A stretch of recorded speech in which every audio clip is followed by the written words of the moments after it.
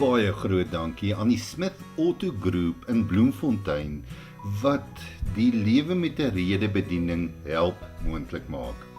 Ek hoop dat jy 'n wonderlike feestyd beleef het en dit is baie lekker dat ons weer so 'n bietjie op hierdie manier saam kan kuier.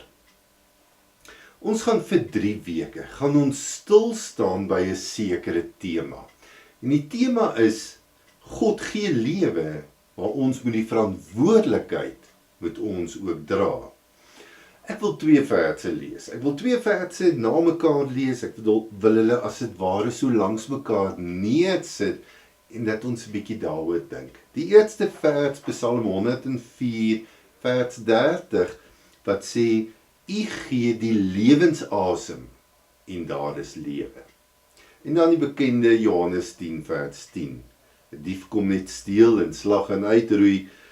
Ek het gekom, dis Jesus wat ons nou praat, ek het gekom sodat hulle die lewe kan hê en dit in oorvloed. So God gee die lewe. God is die skepper van die lewe. Maar die lewe wat God gee, beplan hy ook, of sy hart is dat dit ook 'n lewe van oorvloed sal wees. Maar ek het al baie keer so 'n bietjie na my eie lewe gekyk en vir myself vra, hoekom is dit so dat die lewe vir my as kind van die Here ook baie keer onderkry? Hoekom dra ek ook so swaar aan die laste van die lewe? Hoekom mis ek baie keer die oorvloed van lewe wat die Here vir my wil gee? En ek dink een van die geheime, natuurlik is dit ons baie meer kompleks as net een antwoord, maar ek dink een ding wat ons so bietjie moet oordink, waar ons dalk nie so baie praat nie, is die hele konsep van verantwoordelikheid. God gee vir my die lewe, God wil vir my die lewe van oorvloed gee, maar ek het ook 'n verantwoordelikheid om 'n oorvloed van lewe te leef. So vandag gaan ons net so 'n bietjie dink oor ons geestelike lewe en ook nie oor alles nie, net so bietjie 'n puntjie van die ysberg. Ek wil 'n paar verse vir jou lees. God wil vir ons 'n oorvloed van lewe gee en hy gee vir ons beloftes sodat dit kan waar word. Luister bietjie hier. God beloof vir ons rus. Hy wil vir ons 'n lewe van rus gee ten spyte van al die gejaag en die storms. In Matteus 11 staan daar, vers 28. Kom na my toe, almal wat uitgeput en oorlaai is, en ek sal vir julle rus gee. Hoe kry ons God se rus wat hy vir ons wil gee? Ons moet die verantwoordelikheid neem om na hom toe te kom. Ons verantwoordelikheid. Volgende voorbeeld. God wil vir ons die krag gee vir die lewe. En dan lees ons hier in Jesaja 40. Lees ons hier van vers 29 af. Die wat op die Here vertrou, kry nuwe krag.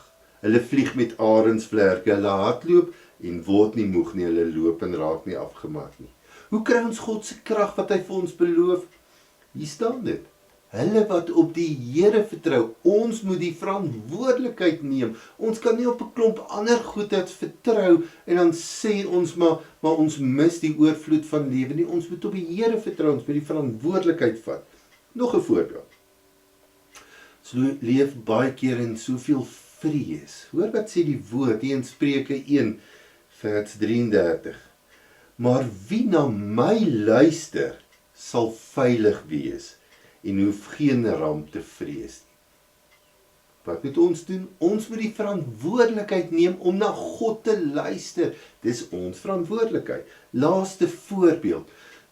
Die meeste van ons wil graag naby God wees, hierdie intieme verhouding met God beleef. Wat sê die woord? Jakobus 4 vers 8. Nader tot God en hy sal tot julle nader. So as ek en jy 'n oorvloed van lewe wil ervaar, een van die goed wat ons moet doen is, ons moet ons verantwoordelikheid in ons geestelike lewe nakom. Ons moet sê, maar ek vat God op sy woord. Ek leef daarvolgens.